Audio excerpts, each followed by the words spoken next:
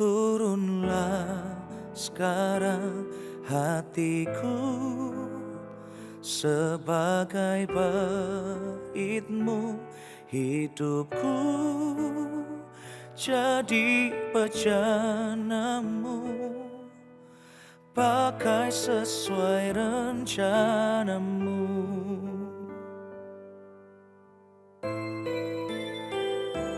Rinduku ubah hidupku, ku bawa kepadamu Tuhan, sebagai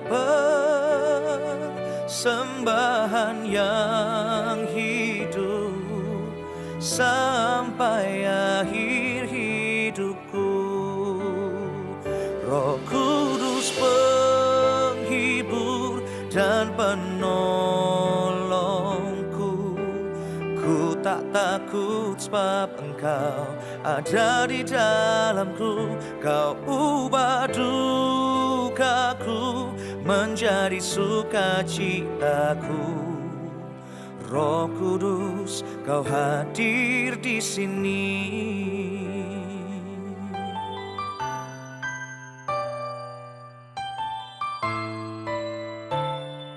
Rinduku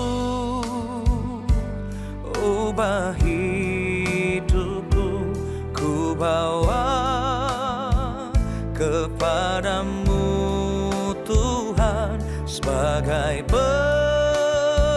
persembahan yang hidup sampai akhir hidupku.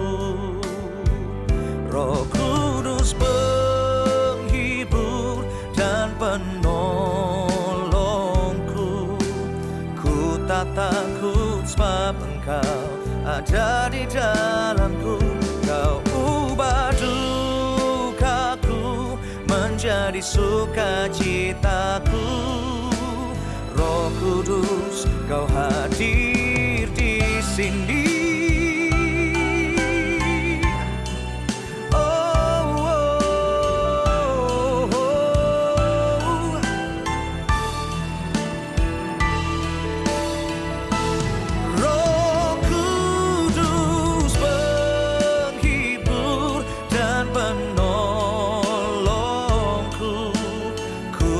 Takut sebab Engkau ada di dalamku. Kau ubah dukaku menjadi sukacitaku.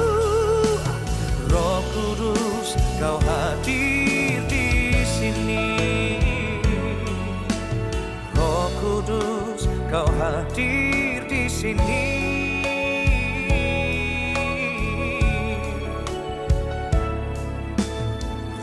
Kudus, Kau hadir di sini.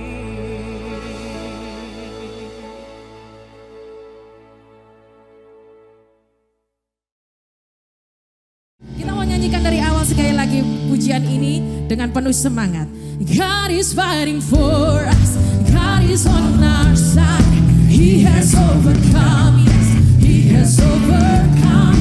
We will not be shaken, we will not be moved. Jesus, You are here. Come on, say, carrying our burdens, covering our shame. He has overcome, yes, He has overcome. We will not be shaken, we will not be moved. Jesus, You are here. Come on, say, how will live, how will not die. The resurrection power of Christ alive in me, and I am free in Jesus' name. How will live, Lord,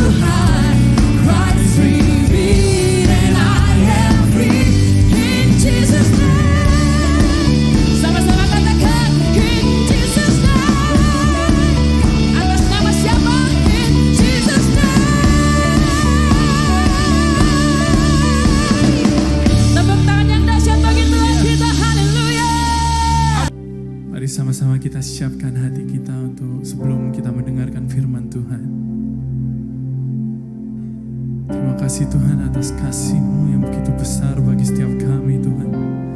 Kau datang turun ke dunia bagi setiap kami.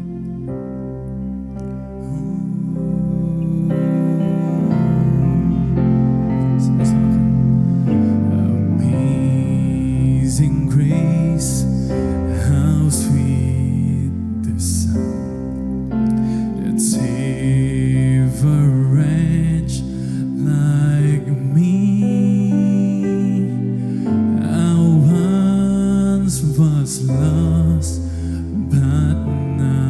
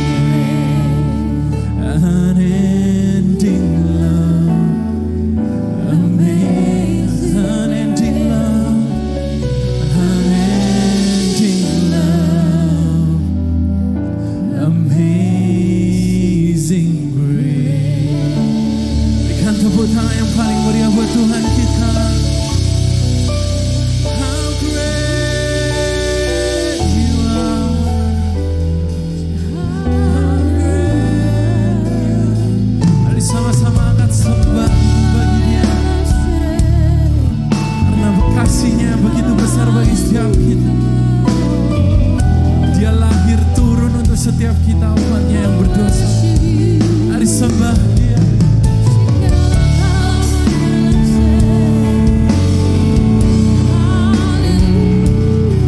Terima kasih Yesus. Terima kasih Tuhan. Buat kasih-Mu yang tak berhenti. Sudah bagi hidupku. Kau relakan aku mati bagi setiap kami. Haleluya, haleluya.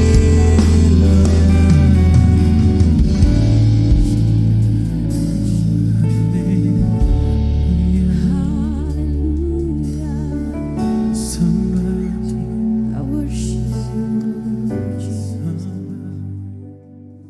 Puji nama Tuhan, ya kita merenungkan dengan firman Tuhan dengan tema yang baru di bulan ini, yaitu bicara tentang perubahan hidup dengan karakter Kristus, ya. Perubahan hidup dengan karakter Kristus. Nah, tahun baru ya, bahkan biasanya dari akhir tahun orang-orang sudah membuat list untuk resolusi di tahun yang akan datang, ya. Jadi kita kebanyakan, wah udah akhir tahun nih, saya mau bikin list A, bikin list resolusi supaya tahun 2023 bisa lebih baik, ya, bisa terjadi perubahan yang lebih baik, ya. Semua bertujuan tentunya untuk memiliki perubahan dalam kehidupannya. Tetapi biasanya konsep sebuah resolusi itu yang adanya New Year New Me, ya kan? New Year New Me. Biasa itu suka gagal di tengah jalan, ya kan? Biasa cuman awal-awalnya yang panas-panas, ya, awalnya yang menggebu-gebu gitu, ya. Tapi pada pertengahannya kadang suka berhenti tengah jalan. Nah, itu karena kebanyakan kita bikin resolusi tetapi hanya bersifat replenish, ya. Replenish bukan replace. Nah, ini biasa kalau di skincare-nya Pak itu paling tahu tuh ada tulisan replenish, ya kan. Nah, replenish itu apa ya teman-teman, saudara-saudara? Replenish itu hanya mengisi kembali yang kurang, ya. Sedangkan replace itu mengganti yang kosong, mengganti yang enggak ada. Nah, ini harus kita ketahui, ya. Resolusi itu kenapa bisa gagal? Karena kita hanya replenish, kita hanya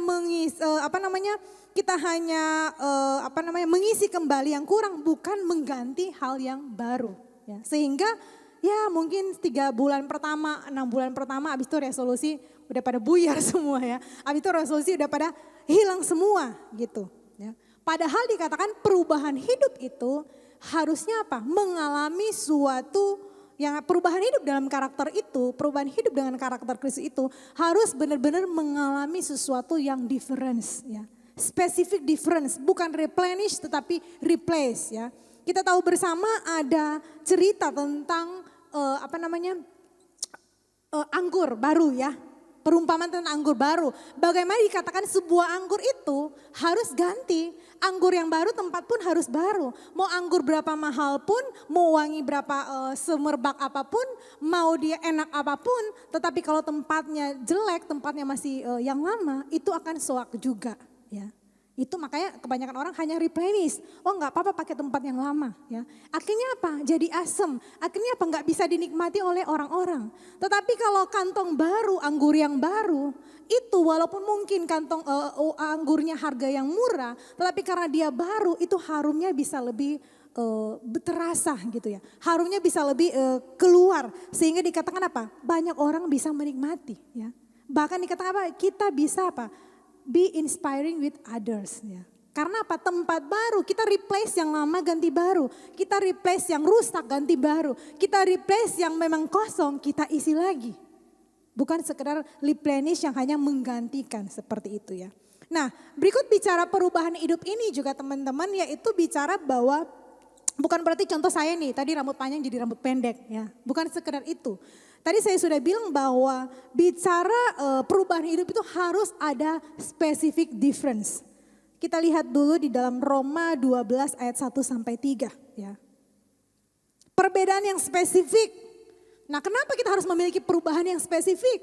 Karena kita anak Tuhan dituntut untuk apa? Menjadi beda dari orang lain. Sehingga ketika kita mengalami perubahan, memiliki specific difference, kita bisa menjadi inspire buat orang lain. Ya, dikatakan apa? Karena itu saudara-saudara, demi kemurahan Allah, aku menasihatkan kamu supaya kamu mempersembahkan tubuhmu sebagai persembahan yang hidup, yang kudus dan yang berkenan kepada Allah.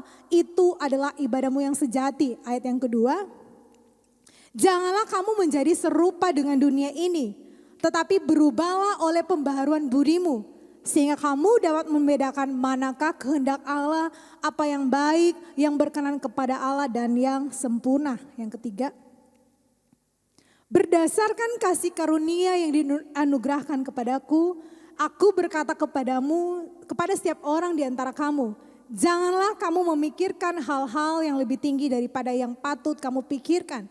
Tetapi hendaklah kamu berpikir begitu rupa, sehingga kamu menguasai diri menurut ukuran iman yang dikaruniakan Allah kepada kamu masing-masing. Ya, kita balik ayat 1.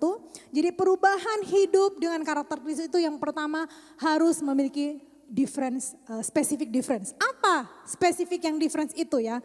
Apa perbedaan yang spesifik itu? Yaitu di ayat pertama dikatakan apa? Kita harus punya difference lewat mempersembahkan hidup kita. Ya, nggak gampang dan ini pasti anak muda udah bosan, ini lagi ayat ini aja lagi keluar ya kan. Tetapi ini mau nggak mau mempersembahkan hidup kita yang kudus. Nah mungkin tadi Pak William udah bahas ya bagi teman-teman yang udah ikut ibadah kedua tadi ya. Tetapi ini dikatakan yang kudus, mungkin anak muda juga paling anti kata kudus. Nah mungkin saya mau bagikan sedikit yang bisa diterima ya oleh anak muda. Bahwa bicara hidup yang kudus ini bukan berarti kita nggak bisa jamak ini itu lagi.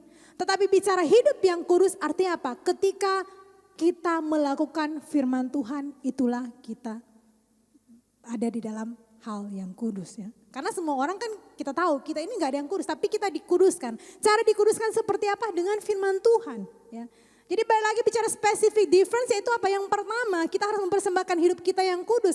Dan yang kedua bicara harus menjadi anak-anak yang berkenan. Amin. Menjadi anak-anak yang berkenan seperti apa? Ya salah satu seperti ini kita ada kegiatan ibadah ya. Firman Tuhan lain berkata jangan menjauhkan dirimu dari pertemuan-pertemuan ibadah dan lain sebagainya. Jadi perubahan hidup untuk mengalami perubahan hidup dalam karakter Kristus harus memiliki specific difference. Karena sekali lagi kita dituntut menjadi anak-anak yang beda ya. Menjadi sesuatu perubahan yang beda daripada orang dunia. Itu yang membedakan antara kita dengan orang dunia. Ada specific difference. Ya, ada yang membedakan orang dunia misalkan dengan orang best. Misalkan tetangga saya bukan orang gereja tapi orang Kristen, tapi dia masih dunia. Saya lumayan ada pelayanan. Apa beda dengan saya? Ya kan? Mungkin sama-sama baik, sama-sama bisa doa, sama-sama bisa kasih perpuluhan, sama-sama bisa nyanyi rohani mungkin. Tapi apa specific difference yang bisa kita tonjolkan supaya kita bisa inspire with others? Itu yang harus kita big question ya, itu yang harus kita juga bisa lakukan itu. Hal apa yang bisa kita sama-sama renungkan, saya juga renungkan. Hal apa yang bisa jadi specific difference yang bisa saya tonjolkan daripada orang Kristen yang lain. Yang hanya Kristen KTP, yang hanya sekedar pelayanan, harus ada perbedaan. Antara kita di tempat ini, di ruangan ini harus ada perbedaan. Ya, bukan bicara yang udah bisa khotbah dengan yang WL lebih gagah yang khotbah, tidak. Belum tentu yang khotbah juga sudah lebih baik lagi kehidupan rohani. Jadi yang menjadi sama-sama kita untuk introspeksi specific difference apa yang bisa kita tonjolkan sebagai anak Tuhan yang bisa membedakan dengan orang-orang dunia. Amin. Ya. Jadi dikatakan harus ada specific difference. Ya. Nah ada juga yang berubah. Emang ada yang kenapa harus specific difference? Bukannya yang namanya perubahan itu sudah pasti berubah? Belum tentu. Ada yang berubah tapi nggak kelihatan perubahannya, ya. Ada, ya seperti saya bilang tadi, saya dari rambut panjang, potong rambut pendek, muka saya tetap, ya kan, alisnya tetap, ya kan, bibirnya tetap. Nggak mungkin bibir saya jadi pendek sebelah, nggak mungkin, ya kan. Hidung jadi manjung sebelah, mata jadi gede cipit sebelah, nggak mungkin, ya. Tetap hanya tampilannya aja, ya. Hanya looknya aja, tetapi dalamnya sama. Ya seperti itu. Nah itu juga makanya kenapa kita harus benar menunjukkan ya karakter itu seperti apa. Sekarang kita bilang, oh saya punya ini nih, tadinya usaha saya nggak cuma satu, sekarang jadi dua. Tadinya saya bisa masak, jadi misalnya satu menu sekarang jadi dua menu. Nah sekarang purpose-nya apa? Kalau hanya dengan perbedaan itu, perubahan itu, karakter kamu jadi sombong, karakter kamu jadi arogan, karakter kamu jadi semena-mena, purpose-nya apa? Tujuannya apa? Jadi yang kedua bicara bahwa perubahan hidup dalam karakter Kristus itu harus tahu purpose-nya apa. Tujuan kita apa sih? Kenapa sih anak muda dituntut harus mengalami perubahan hidup dengan karakter Kristus? Kenapa harus pakai embel-embel karakter Kristus sih?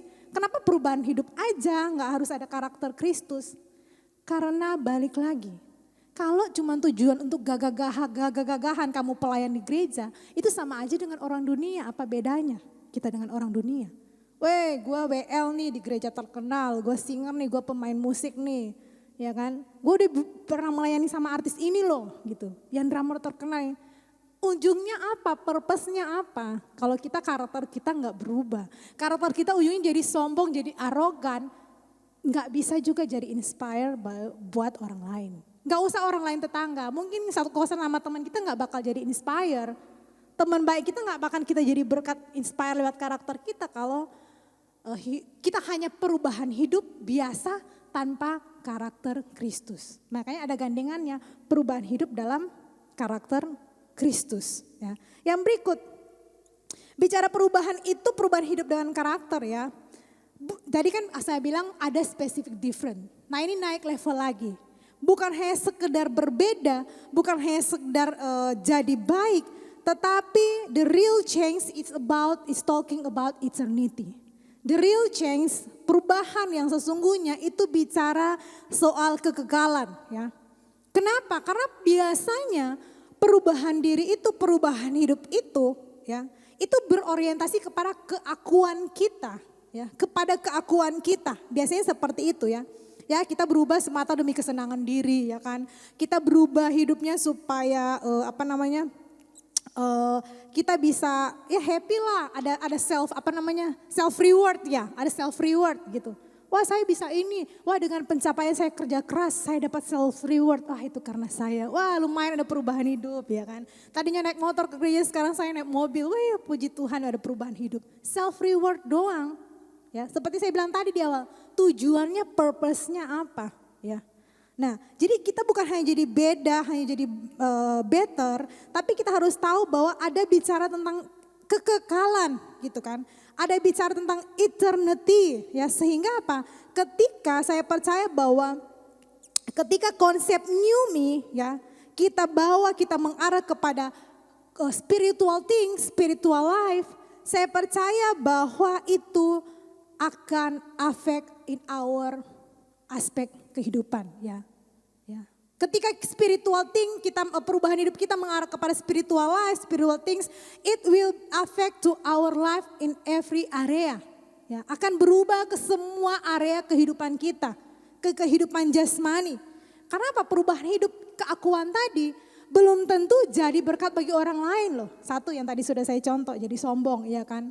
Belum tentu orang bisa menikmati itu, belum tentu bisa menjadi inspirasi bagi orang lain. Tetapi kalau kita mengarah kepada spiritual life, spiritual things, akan berefek kepada kehidupan jasmani yang lain. Dan dijamin bisa menjadi berkat, bisa jadi inspirasi bagi banyak orang.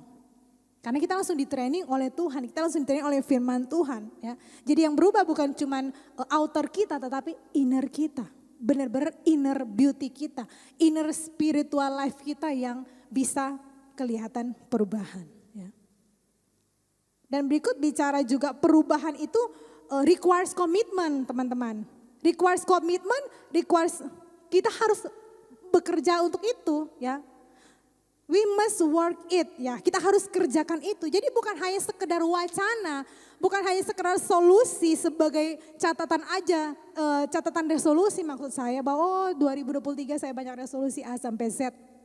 Ya. Bukan hanya seperti itu, tapi selain komit kita harus work it. Ya. Kita harus kerjakan apapun itu di dunia ini ya. Mau hubungan pun saudara harus bekerja dengan hubungan itu. Karena apa? Kalau ada dua hubungan, dua orang Satu orang yang cuma bekerja, mengusahakan yang terbaik pasti akan pincang. Benar enggak?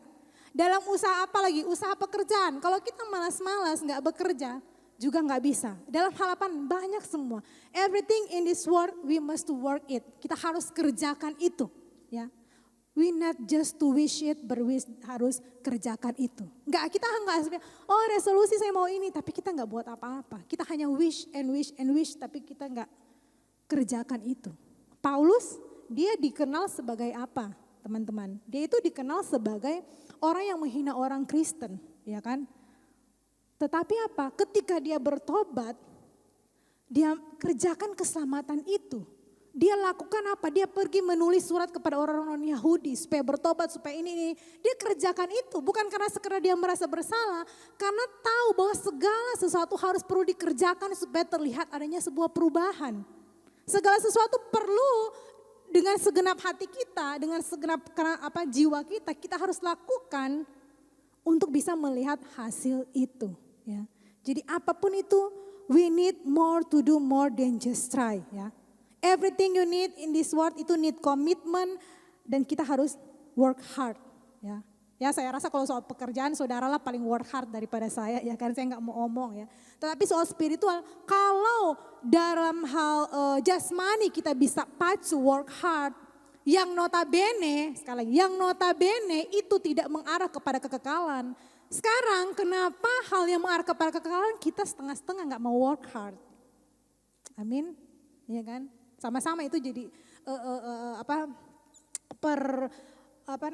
refleksi juga buat saya sendiri gitu. Oh iya, kenapa ya kerja keras di dunia ini mungkin kita pikirkan umur sekali aja.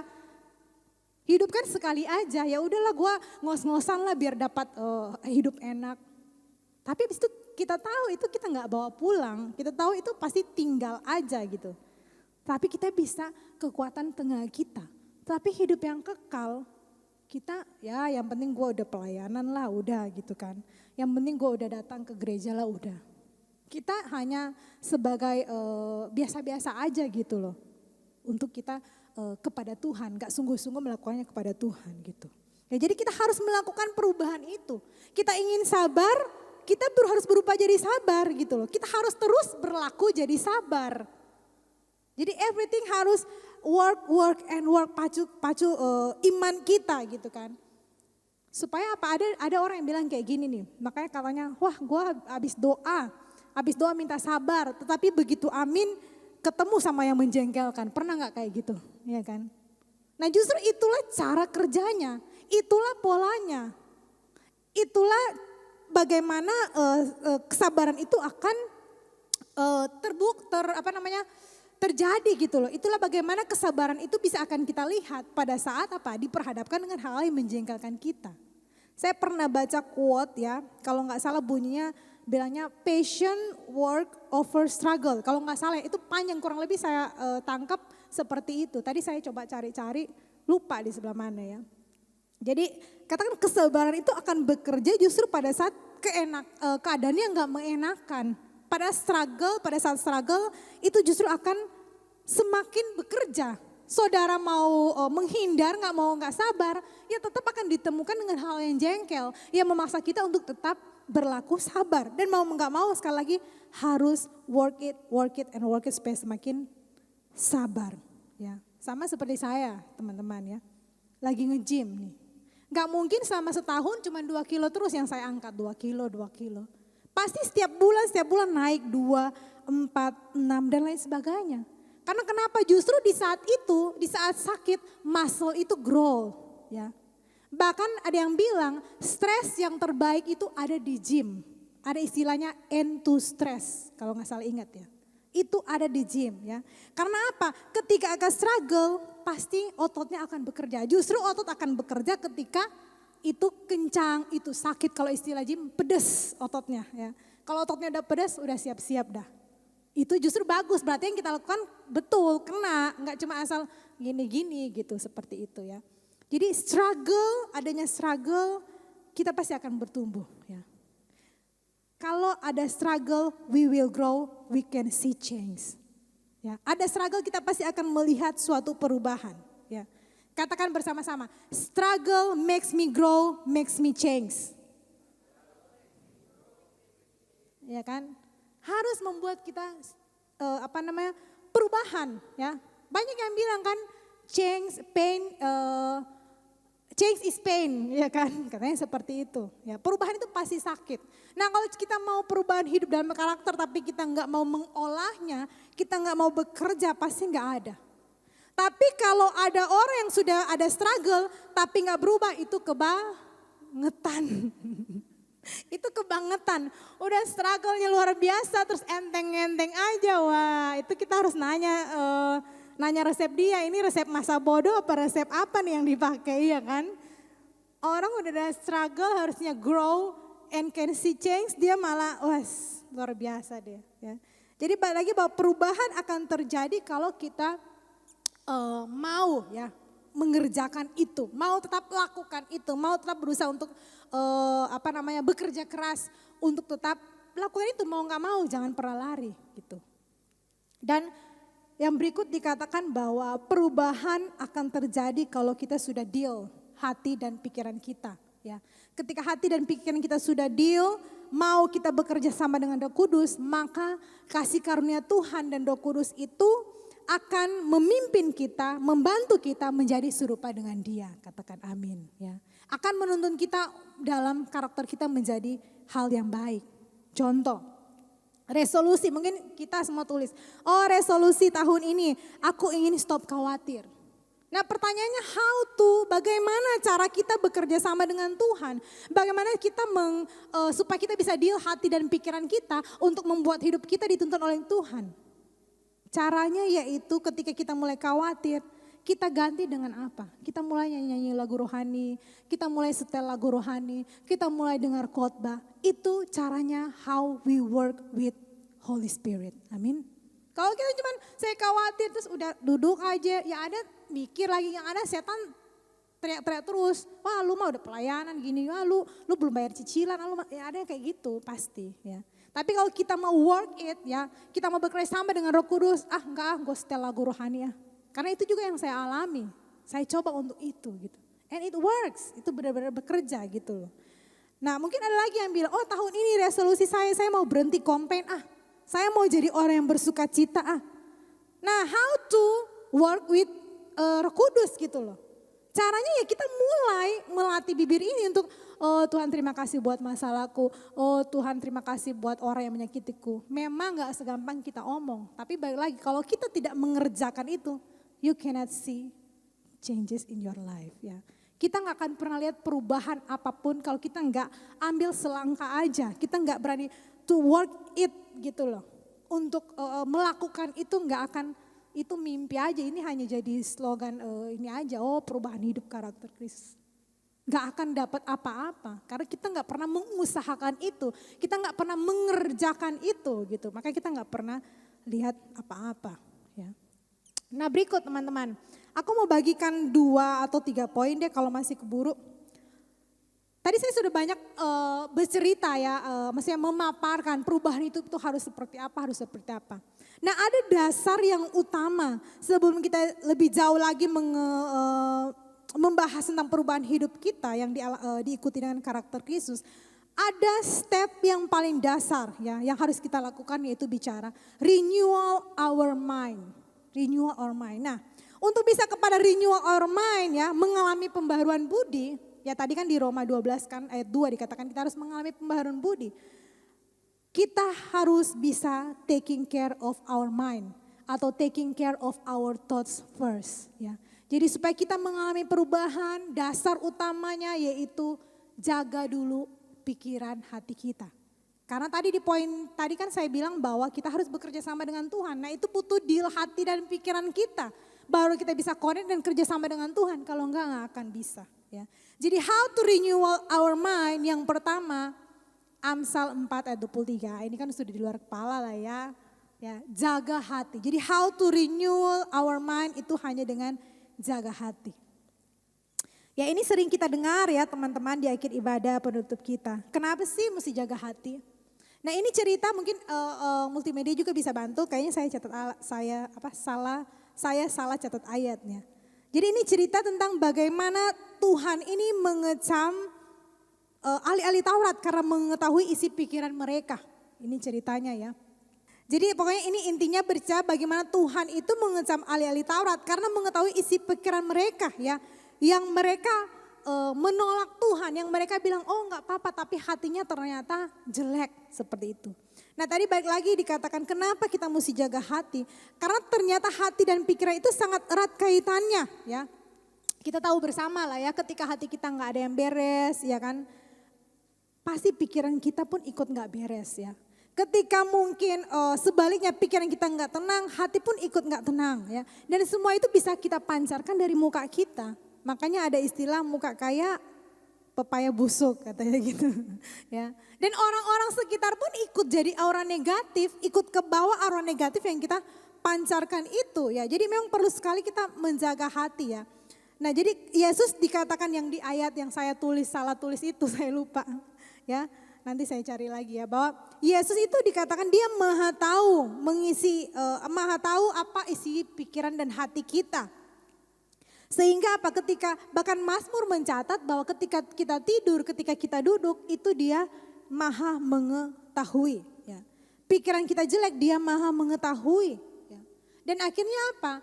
Pikiran jelek ini perlu kita ketahui itu pun bisa menyinggung Tuhan. Kenapa? Karena itu di hadapan Tuhan itu keji teman-teman ya. Itu pasti hal yang negatif menyerang itu kita sudah termasuk hal yang tidak disukai oleh Tuhan.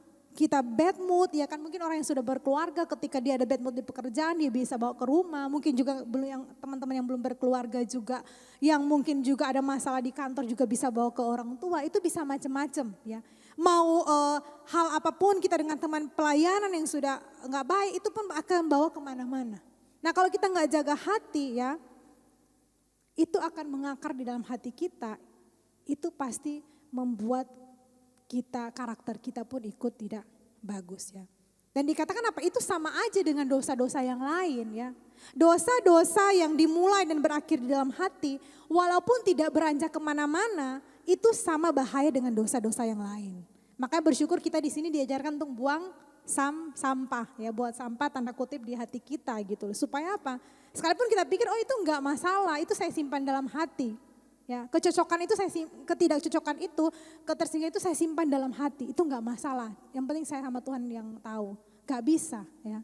Walaupun itu enggak beranjak kemana-mana, walaupun kita ketemu orang itu kita bisa smile, kita bisa fake smile, tetapi itu sama aja dengan dosa-dosa yang lain. Ya. Nah yang kedua, how to renewal our mind itu ada di Roma 12 ayat 3 tadi, balik lagi Roma 12 ayat 3 tadi. Bicara menguasai diri ya. How to renew our mind, to taking care our thoughts ya itu di ayat Roma 12 ayat 3 dikatakan berdasarkan kasih karunia yang dianugerahkan kepadaku, aku berkata kepada setiap orang di antara kamu, janganlah memikirkan hal-hal yang lebih tinggi daripada yang patut kamu pikirkan. Tetapi hendaklah kamu berpikir begitu rupa sehingga kamu menguasai diri menurut ukuran iman yang dikaruniakan Allah kepada kamu masing-masing. Jadi kita bagaimana supaya kita bisa renew our mind perlu self control ya. Kenapa perlu self control? Karena dikatakan bentuk persembahan, wujud persembahan kita kepada Tuhan. Ya di ayat 1 tadi dikatakan apa? Kalau kita tidak memiliki self control yang baik, pikiran kita pasti tidak akan baik juga dan menghasilkan karakter yang tidak baik. Tapi sebaliknya kalau kita memiliki pikiran yang baik ya, self control yang baik pasti menghasilkan karakter yang baik juga. Karena lewat self control itu mencerminkan iman loh teman-teman. Self control itu bisa mencerminkan juga iman yang baik ya. Dan self control ini kalau zaman sekarang ya itu termasuk bagaimana kita menjaga panca indera kita ya. Telinga kita, mata kita, apa yang kita dengar, apa yang kita lihat ya. Apa yang kita perkatakan. Itu perlu self control yang tinggi. Dan termasuk satu, jempol ini ya. Jempol perlu self control supaya tidak menjadi netizen-netizen di luar sana ya. Yang kecap ada apa, main komen ya kan. Berita yang mengandung hoax apa ya kan. Perpecahan yang melemahkan iman. Kalau kita tidak sharing dengan baik, kita jadi netizen-netizen yang gampang pencet komen dan lain sebagainya. Ya. Apalagi kalau teman-teman ikut IG salah satu yang orang Kristen yang suka menjatuhkan orang Kristen lain, tahu kan? Itu kadang kita gemes kan pengen komen, ya kan? Pengen komen tapi ya balik lagi ya udahlah gitu kan. Karena ya harus self control lagi jempol ini supaya nggak apa namanya? Tidak buat rusuh lah dan lain sebagainya. Nah yang terakhir, yang ketiga teman-teman, how to renew our mind. Kita lihat dalam Filipi 4 ayat 8, berusaha untuk pikiran positif, positive thinking. Filipi 4 ayat 8. Jadi akhirnya saudara-saudara semua yang benar, semua yang mulia, semua yang adil, semua yang suci, semua yang manis, semua yang sedap dengar, semua yang disebut kebajikan dan patut dipuji, pikirkanlah semuanya itu. Ya, kita tahu bersama sudah tidak ada self control, pikiran tidak dijaga, semua akan menjadi pikiran yang sia-sia. Iman tidak kuat dengan penderitaan yang lain, karakter pun jadi bobrok. Ya, kan zaman sekarang memang harus kuat-kuatan. Kalau enggak, bukan cuma pikiran otak ikut bobrok, karakter pun ikut bobrok. Ya, kita lihat bagaimana anak muda sekarang kan yang lagi viral lah. Seperti apa ya kan, anak dengan mertua, terus anak juga kasih masuk bapaknya ke sel, wah semua udah bobrok lah teman-teman. Makanya kita harus bisa jaga segala sesuatu ya. Efesus 4 ayat 17. Efesus 4 ayat 17. Sebab itu katakan dan kutegaskan ini kepadamu di dalam Tuhan. Jangan hidup lagi sama seperti orang-orang yang tidak mengenal Allah dengan pikiran yang sia-sia ya. Baik lagi di poin yang pertama yang tadi saya bilang, harus ada specific difference. Salah satu yang membedakan kita dengan orang dunia, memiliki pikiran yang bukan pikiran sia-sia. Ya. Pikiran yang senantiasa tertuju kepada pikiran surgawi, bukan pikiran duniawi. Bahkan ada firman lain bilang apa? Pikirkanlah perkara-perkara yang di atas. Ya. Ketika kita berusaha pikiran positif, artinya kita bisa melemahkan juga siasat-siasat iblis. Ya. Balik lagi kita harus paksa itu ya, nggak gampang untuk bisa berpikiran positif. Tapi balik lagi kita harus berusaha untuk kerjakan itu ya. Karena salah satu kita melawan tipuan jahat iblis, yaitu apa? Dengan melatih kita tetap berpositive thinking. Ya. Supaya iblis tidak sering memakai pikiran kita untuk buat kita down, membuat kita nggak merasa berarti, membuat kita merasa nggak mampu, membuat kita deny akan Tuhan, membuat kita ragu sama Tuhan, membuat kita ragu nggak percaya sama janji Tuhan. Itu akan dihempaskan kalau apa? Kita berusaha menjaga pikiran kita. Nah ini ada perbedaan yang luar biasa. Kita lihat dulu, Yesaya 55 ayat 8. Ini perhatikan, saya mau jelaskan perbedaan arti thoughts dalam Yesaya sama Matius itu ada hal yang luar biasa yang beda. Ini yang paling terakhir ya. Yesaya 55 ayat 8. Perhatikan ini dulu ya. Yesaya 55 ayat 8. Dikatakan, sebab rancanganku bukanlah rancanganmu dan jalanmu bukanlah jalanku. Demikianlah firman Tuhan. Kita lihat Matius 9 ayat 4. Ini tangkap dulu ya. Matius 9 ayat 4 supaya ada perbedaannya. Tetapi Yesus mengetahui pikiran mereka, lalu berkata, mengapa kamu memikirkan hal-hal yang jahat dalam hatimu? Nah ini firman yang akhirnya nongol, saya tulis yang tadi saya lupa ya, yang tadi saya bilang Matius 5 ayat 19, ternyata Matius 9 ayat 4 ya. Nah jadi balik lagi perhatikan bahwa ternyata dalam Yesaya 50 ini dipakai bahasa aslinya mascasaba ya. Yang artinya pikiran itu plan, purpose, invention, schemes, device, ways ya. Sedangkan yang pikiran yang dikatakan Tuhan Yesus tadi di Matius 9 ayat 4 itu pakai bahasa aslinya entumesis yang artinya desire atau emosional. Hal yang berbeda bukan? Tetapi dua-dua pakai thoughts. Tapi arti asli bahasa aslinya itu sangat-sangat berbeda ya.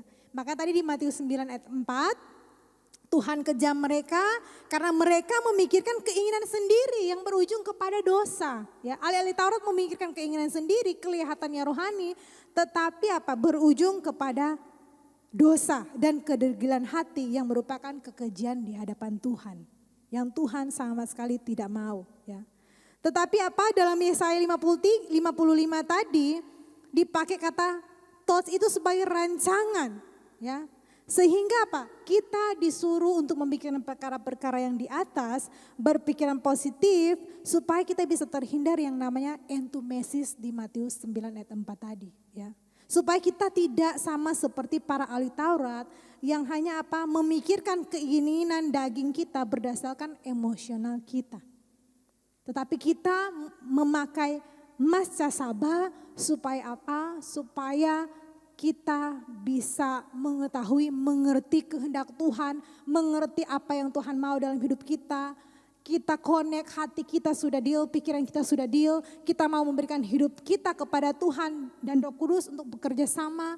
Dan baru di situ terlihat perubahan hidup yang sesungguhnya. Bukan untuk menyenangkan diri, keakuan kita. Bukan untuk semua keenakan daging kita, tetapi perubahan hidup yang sejati yaitu bagaimana kita bisa menjadi inspired bagi orang lain, ya.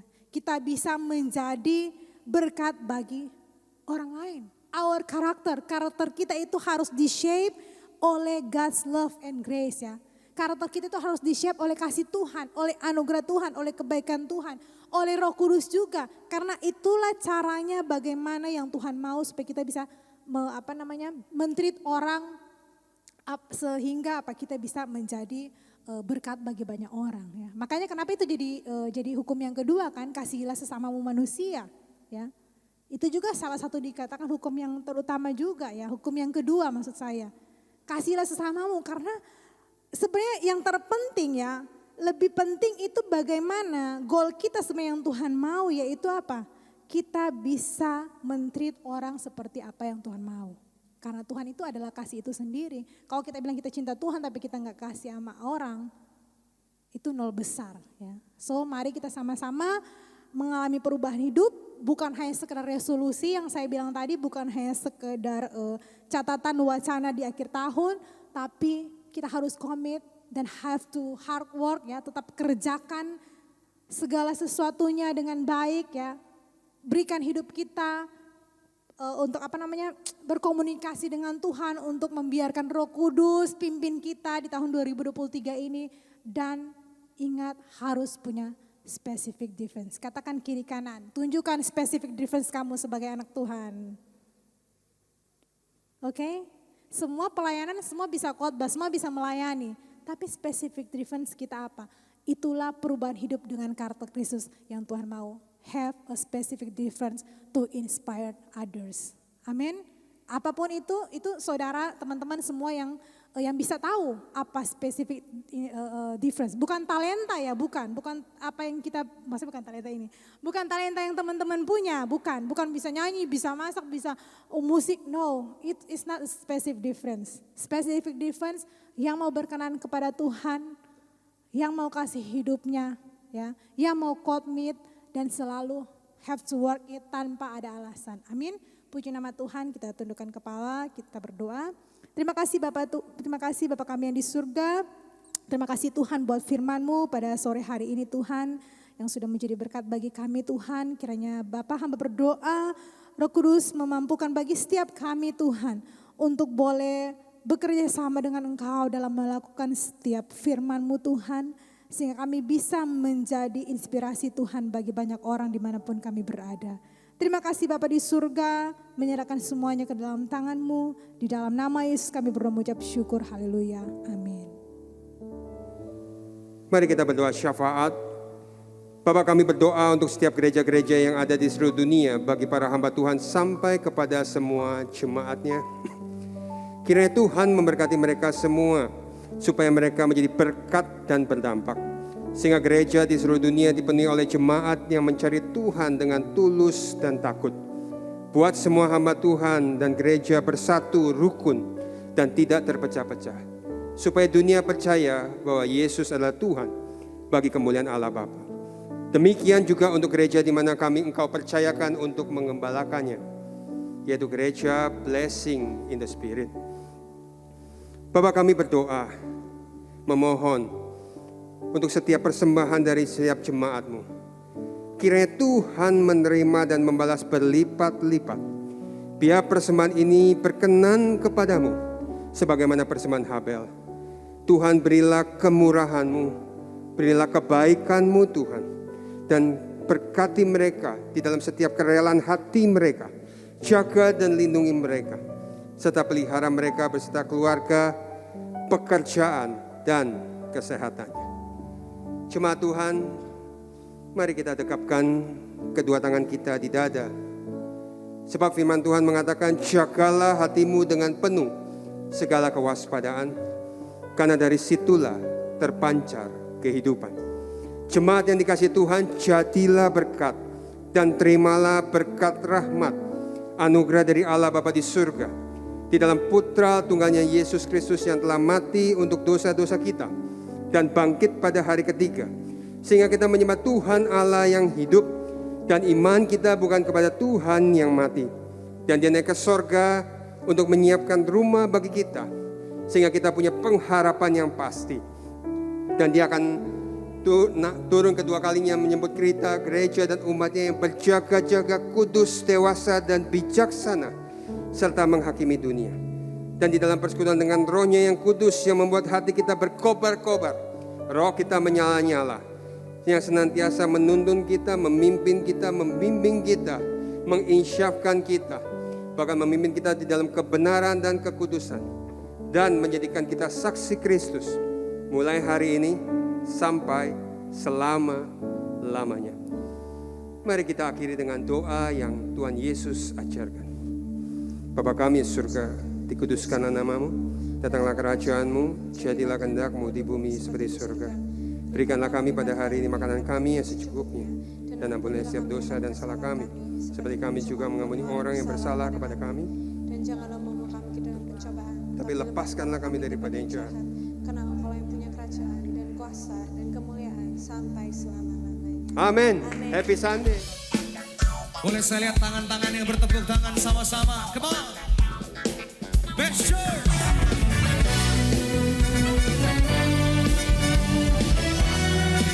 Amin. Tuhan kemenangan kita.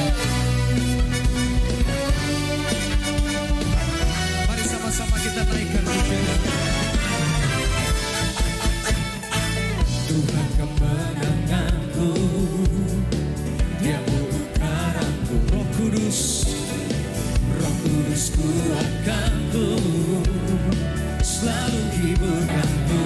Katakan, Tuhan kemenanganku, Dia ubah hidupku. Masa yang telah lalu dijadikan baru. Katakan, jiwaku berseru. Nyata